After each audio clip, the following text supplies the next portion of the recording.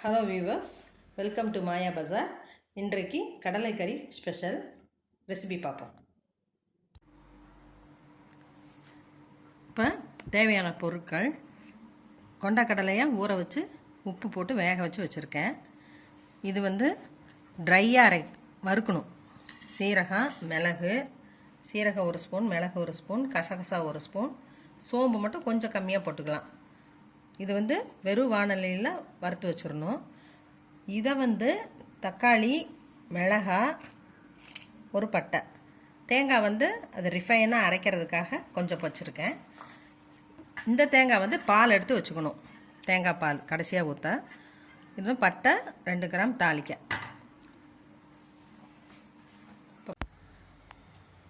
முதல்ல சீரகம், மிளகு, சோம்பு இதை மட்டும் போடுவோம். கசகசா முதல்ல போட்டால் கறியிரும்.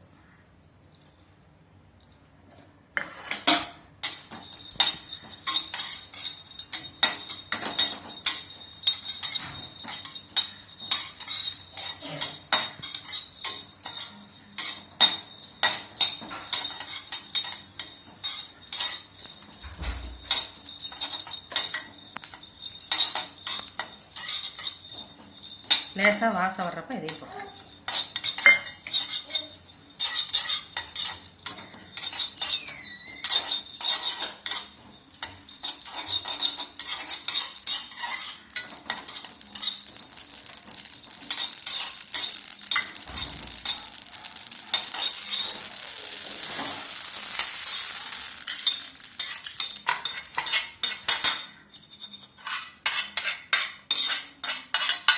கசகசா பொரிஞ்சு வரப்ப ஆஃப் பண்ணி எடுத்துடணும்.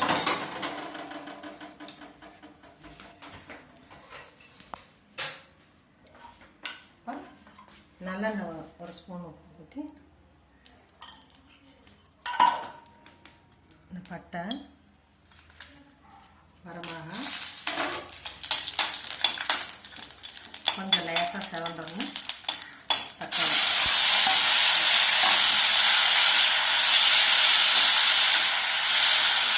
சின்னதாக இருக்கிறதுனால நான் 3 போட்டேன். பெருசாக இருந்தால் 2 போடும்.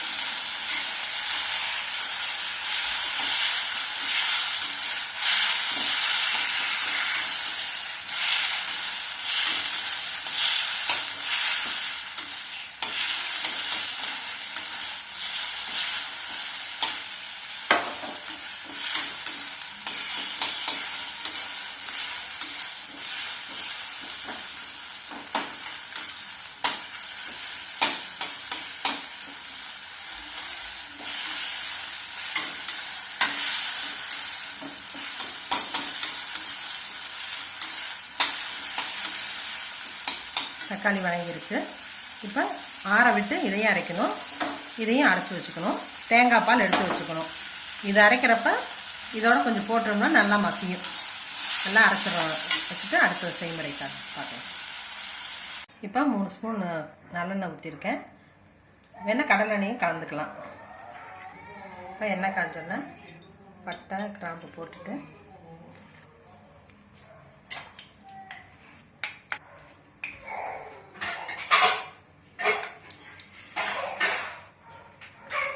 கடுகு கூட 2 தாளிக்கு போடலாம்.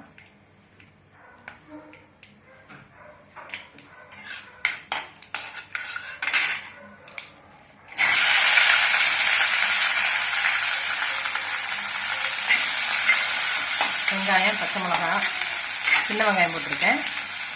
பூண்டு ஒரு 5 பல்லு போட்டிருக்கேன். இதை தக்காளியோட வணக்கியும் அரைச்சிக்கலாம். பூண்டை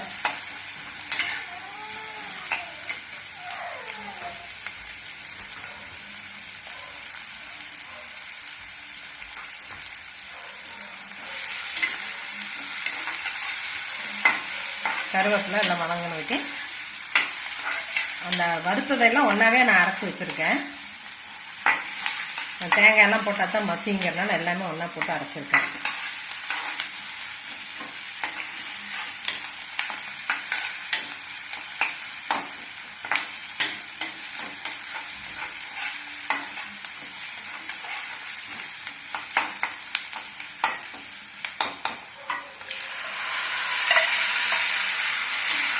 மசாலா ஊற்றி நல்லா ஒரு 3 மினிட்ஸ் வேக வைக்கணும். காரம் இதே போதுங்கிறவங்க விட்டுறலாம். இன்னும் கொஞ்சம் அதிகமாக வேணுங்கிறவங்க மிளகாத்தூள் 1/2 ஸ்பூன் போட்டுக்கலாம்.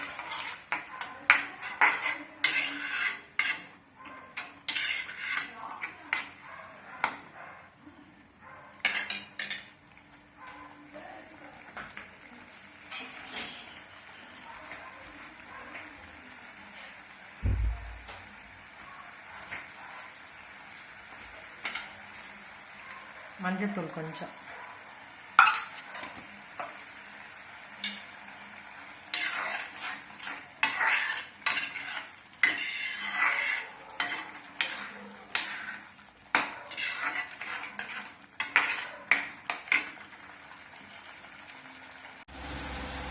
இப்போ 5 நிமிஷம் ஆனதுக்கு இப்போ எண்ணெய் அப்படி பிரியுது பாருங்க. எண்ணெய் பிரிஞ்சிருச்சு. இதில் உப்பு போட்டதுனால இதுக்கு மட்டும் உப்பு போட்டால் போதும்.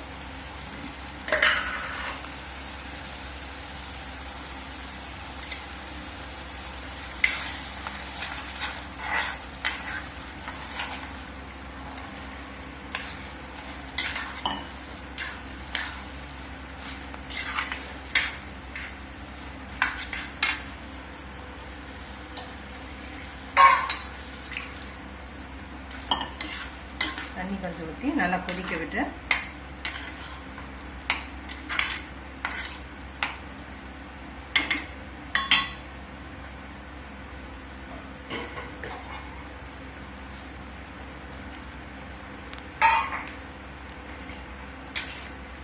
ரொம்ப தண்ணி ஊற்ற வேணாம், தேங்காய் பால் ஊற்றணும். இந்த அளவுக்கு ஊற்றினா போதும். நல்லா கொதி வந்து விட்டு தேங்காய் பாலை ஊற்றி ஆஃப் பண்ணிடணும். இப்போ 5 மினிட்ஸ் ஆயிடுச்சு. கொஞ்சம் சுண்டல் வேக வச்ச தண்ணியை ஊற்றிருந்தேன். இப்போ தேங்காய் பால்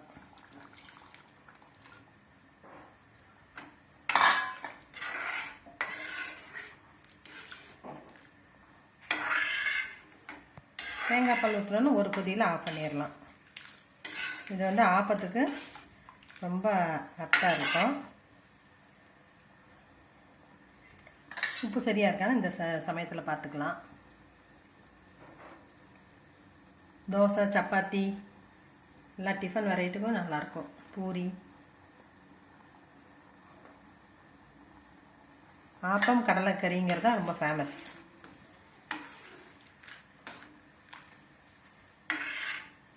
நல்லா ரிச்சாக இருக்கும்.